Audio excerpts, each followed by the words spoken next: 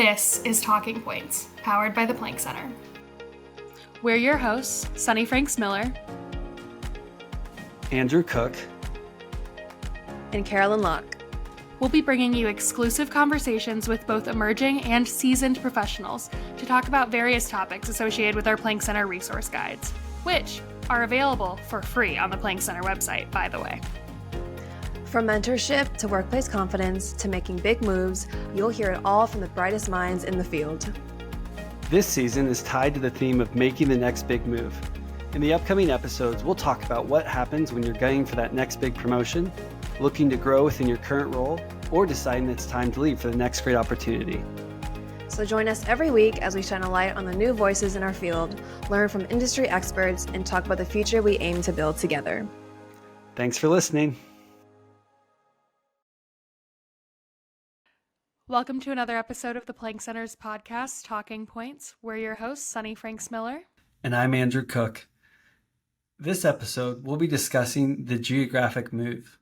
Sometimes the best career option may require a change in your location. When it's time to relocate, you may be considering relocating because you crave adventure, want to live in a market with more opportunity, desire to live somewhere with a lower cost of living, want to follow your partner, be closer to your family, or hoping to scale up or downsize. Whatever your reasons, weighing the options might involve a lot of research, conversations with family, friends, and colleagues as you approach making a decision. Today, we're speaking with Katherine Ducker, Vice President of Corporate and Financial Communications at Hewlett Packard Enterprise. Katherine has spent time on both the East and West Coast throughout her career. Welcome, Katherine. It's great to have you with us. So to kick things off, could you just walk us through your career generally and how you got to where you are today?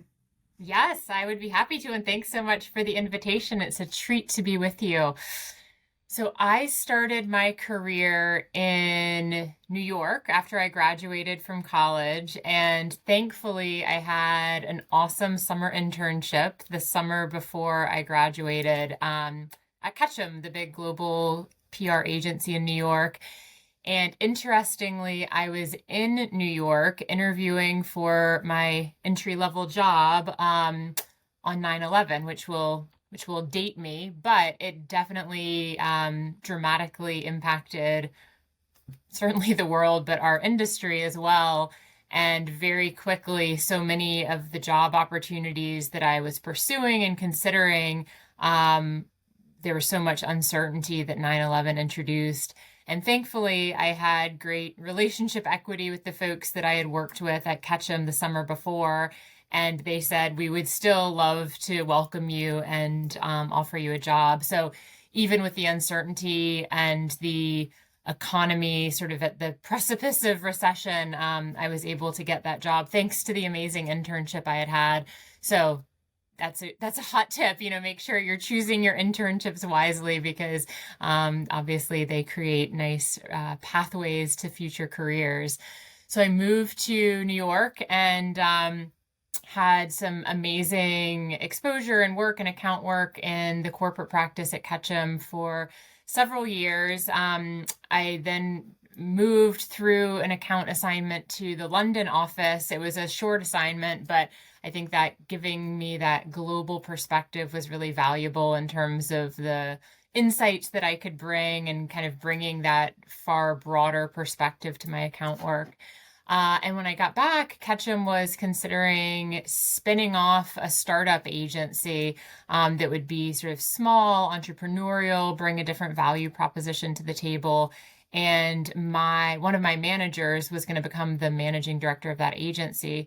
So I followed him and we started with, I think there were about 6 of us who moved over from Ketchum and quickly built ourselves up into a large global full service agency. We won PR Agency of the Year a couple years after launching and really had a terrific experience. And it was through that agency that I had the opportunity to make my first geographic move, which was moving from our New York office to our Los Angeles office. I was working at the time on a large financial services client, and they were moving their mortgage headquarters from New York to Los Angeles.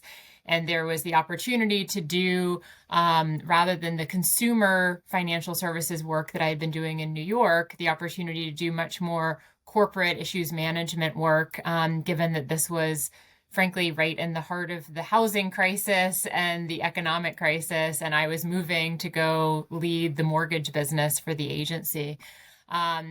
So once I moved to California, settled in, and I know we'll talk more about what that looked like, but from there, spent quite a few years in LA, and then got the offer for the job that I have now at Hewlett Packard Enterprise in the Bay Area, and made my second geographic move at that point when I accepted that role and left agency life for in-house life, left Southern California for Northern California, and I've been here now for almost 8 years. Wow. So obviously you have two moves that you discussed, but let's talk about the big one, right? Yeah. What all did you have to take into account? How many factors were going through your mind when you were deciding whether it was worth it, whether it was the right thing for you to do? Yeah, I would say the two big categories, and then there were tons of subcategories, and there were definitely like pro and con lists that were made. But the two buckets were, professional and personal. And I think for anyone who's considering a geographic move, you have to consider both. And certainly they can have different weightings. You may be at a point in your career where the professional opportunity far outweighs the personal implications, or vice versa. But for me, that was definitely something that I needed to weigh. It was on the personal side, moving from a place where I loved in New York, where many of my friends were. I had grown up in North Carolina, so it was a quick hour flight to get home to see my family, to moving to the West Coast, where I knew a couple people from college who I didn't keep in touch with very well. Very different lifestyle, much farther away from friends and family. And then, of course, the professional opportunity, which ultimately was super compelling in terms of doing the work that I was really passionate about in terms of reputation management, issues management, which this opportunity presented. Growing an office. So our LA office was much smaller. There was just a handful of people. So sort of instilling culture into that office, trying to grow it both in terms of our team members in the office, as well as the business that our LA office served, and really solidifying a client relationship out on the West Coast. So I weighed both of them, and ultimately I felt like it was absolutely the right choice professionally and the right choice personally. I think that some of the unknowns actually excited me, and sort of at that point I thought, you know what, this is the time to make that type of move personally. And so they both came together, and I decided to bite the bullet and make the change. I love that it doesn't always have to be either or. I think, Yes. and often it can be, but not always. Sometimes it's the best move all around. You're exactly right. Yep. Yeah, putting both together.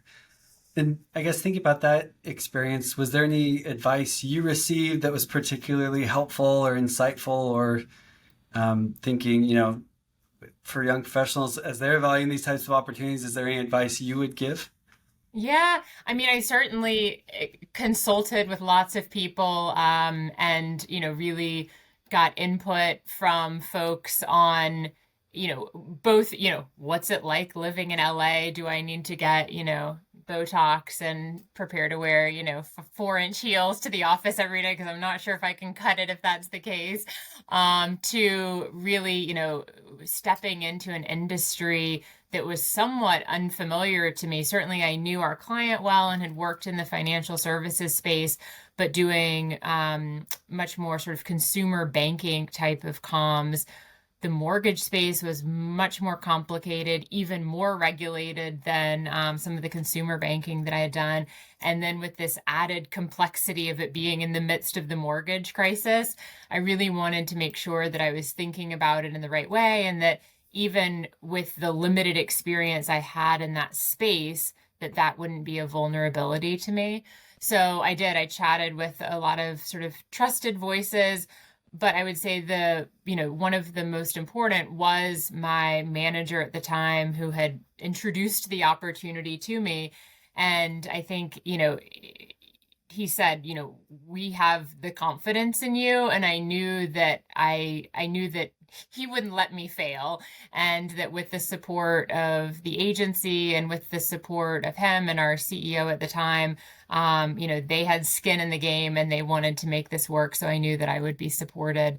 And it ended up being a great choice and an important step in my career. It's great. And good to hear too, mentors play an important role, right, in helping you make those transitions and see what you should consider and how to approach that. So I think that's really powerful. Absolutely agreed. Yep.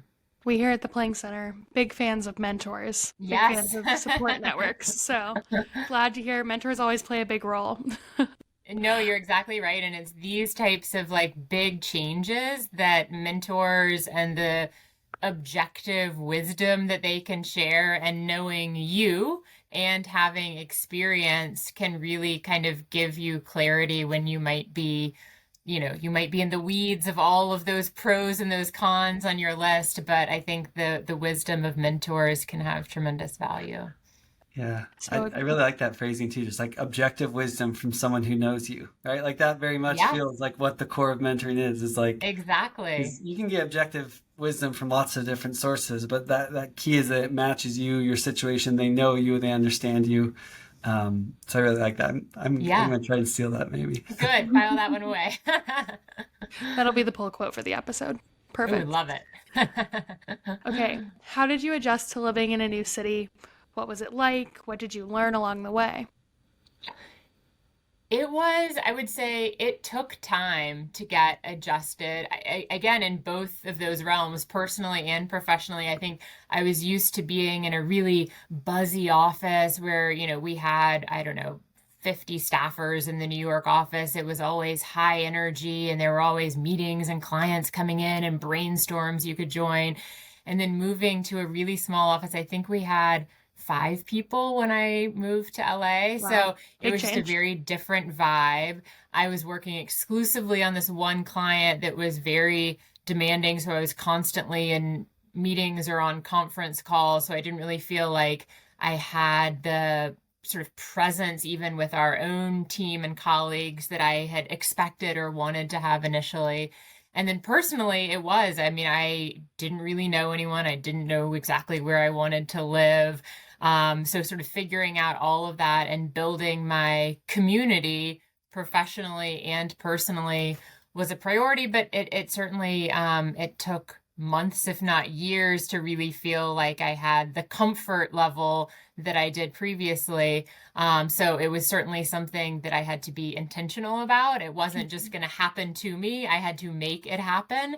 But I think it proved things to me about myself and sort of the type of person I am, and, sort of to have the guts to do things that were uncomfortable, was, I think, felt satisfying and sort of gave me confidence that I have tapped later in my career when I think back, like, okay, if I could do that, I can do this. So Exactly. it's been certainly valuable in that regard.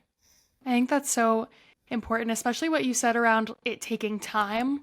Mhm. I think that we all are so used to, we made the big leap, we went to college, we made friends, and you're so used to like living in the dorms or, being surrounded by your friends. And then Yeah. often you'll take a job somewhere, whether it's with, friends in town or not.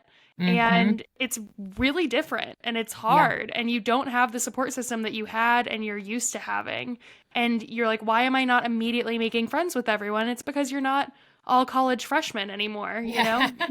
You're not like all like brand new and trying to make friends immediately. You have to go out into the world and be much more intentional about building a life. And it's really challenging. And I think that a lot of young adults still struggle with that day to day. And I think that the patience is really important. It takes time.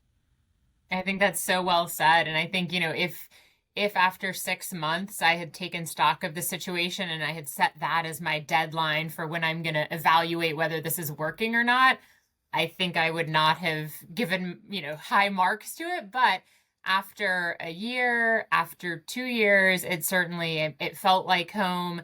I was having terrific professional growth opportunities, and I ended up staying in LA for nearly 8 years. So I think you just got to kind of get over that initial hump and then take stock of how it's going. Yeah, I love that too. Just the intentionality mixed with the guts to do uncomfortable things, right? Or to stick things, stick with things and give them time, not, have a hard deadline. That's really important. Agreed. And actually leads us perfectly into the next kind of question we had, which was, taking that view, looking back at your career and how it's developed. Is there anything you'd like to share? Any final advice or words of encouragement, or I guess things that have guided you, or when you look back at your career and you see a red thread or something that kind of was a strategy that worked, or an approach? Yeah, I think honestly, I would say so many of the pieces of advice I would offer kind of come back to know yourself. And so for me, knowing myself, I knew that taking calculated risks was important to me. I was not one who could just entirely throw caution to the wind, but I was willing to take risks with the right sort of safety nets in place. And so I think about the move to LA. I knew that I had the backing of the agency and our leadership and my boss. The client was a known quantity, but there were a lot of things that were going to be new and different and challenging, but it was sort of something different and new, but with a few sort of, with a little bit of a security blanket on top. And even when I moved to the Bay Area later in my career, same thing. I had been working with HPE on the agency side. I knew the company, I knew the executives, I knew the communications team. And when an opportunity opened for me to move in-house and the head of communications called me and said, I think you should consider this role, I wasn't looking to leave LA. I wasn't looking to leave agency life. But I thought, you know what? This is a great opportunity. It's a great opportunity to get in-house experience. It's a great opportunity to make a geographic move and try a new city. But it's with sort of the safety net of, I know what I'm getting myself into. I know this role. I know this team. So to me, it comes back to calculated risks. And I think that's because I know myself and kind of where that risk tolerance lies. And I would encourage everyone to sort of think about like, what makes you tick? What are you going to be comfortable with that will get you out of your comfort zone, but still give you comfort deep down, that you're making the right decision. And then I'd say, give it time. All good change sort of takes time for you to get comfortable with. So don't rush to judgment, give it time. And, I think over time, you'll come to see that a lot of these changes and these risks that you take have great benefit. Yeah, I think that so much of what you've said today has been kind of touching on the same couple of themes, right? It's intuition, but with patience, not just like immediately being like, oh, I don't like this. My gut says no, so I say no. And giving yourself the time to kind of decide what those big decisions should be. And then giving yourself time to decide whether that big decision was right and not, running away too quickly. And also the bravery to make that big decision. And so that last answer just felt like it tied a lot of your answers together for me. Yeah, good. I love that. I love that synthesis. I try. Okay, Catherine, now we have some rapid fire questions for you. Are you ready? Ready. Bring it on. Okay. East Coast versus West Coast. I know it's supposed to be rapid fire, so I'm probably supposed to answer in 2 words, but I've lived in the West Coast the last 15 years. I grew up on the East Coast and started my career there. I guess I'm going to go with recency bias and say West Coast. Nice. Good answer. I've been bi-coastal as well, and they both have their positives, right? They do. Lots to love about both. Next up, how about favorite dish or favorite food to eat? Well, this was a very easy one. I am known as being a chocolate chip cookie connoisseur, and I actually for my 30th birthday, my friends went to 30 different bakeries in New York to get 30 different chocolate chip cookies and have a chocolate chip cookie tasting party. It was the best day of my life, but I do consider myself quite the connoisseur, and without a doubt, that is my favorite food. Wow, I'm gonna hit you up afterwards to hear Oh about yes, the I got specifics lots of your of favorite hot chocolate chip tips. cookie. I love a Lots of hot cookie. tips. Okay, what about a book that changed your life? Oh man, a book that changed my life. It's an old one and it's been years since I read it, but The Namesake, which was also made into a movie starring Cal Penn, which you may have seen. But such a moving book about identity and community, and yeah, a really powerful one. Great. What's your favorite way to decompress after a long day of work? So I have two children under the age of 5, and so decompression is there's a lot to decompress from.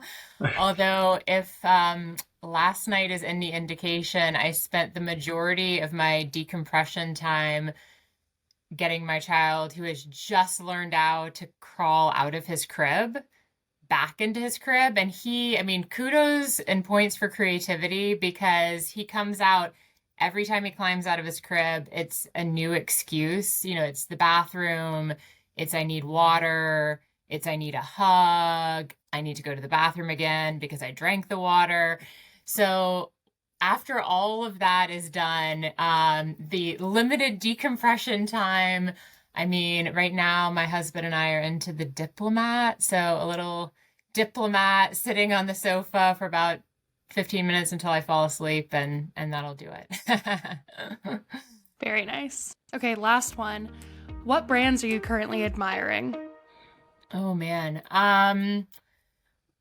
So I will give an obvious answer to start with, but I'll try to make it specific. I think Apple, I'm sure many people saw the video that they did to release their ESG and sustainability report, which, to say like unconventional and unexpected for the space, and to bring an element of humor and irreverence to something that has become very rote and routine and standard. I just felt like it was such a brilliant way to bring attention to really amazing work and leadership in the space, and break through in ways that no other company I have seen do in that way. So Apple, I know, gets a ton of credit, but rightfully so. I thought that was just a brilliant communication strategy. Thank you so much, Katherine. Those are all the questions that we had today. We really appreciate you sharing your journey and your perspective to our listeners. We hope you enjoyed this conversation, and we'll catch you on the next episode of Talking Points. It was a treat. Thank you all so much, and look forward to tuning in to your future episodes. We appreciate it. All right, take care. Bye.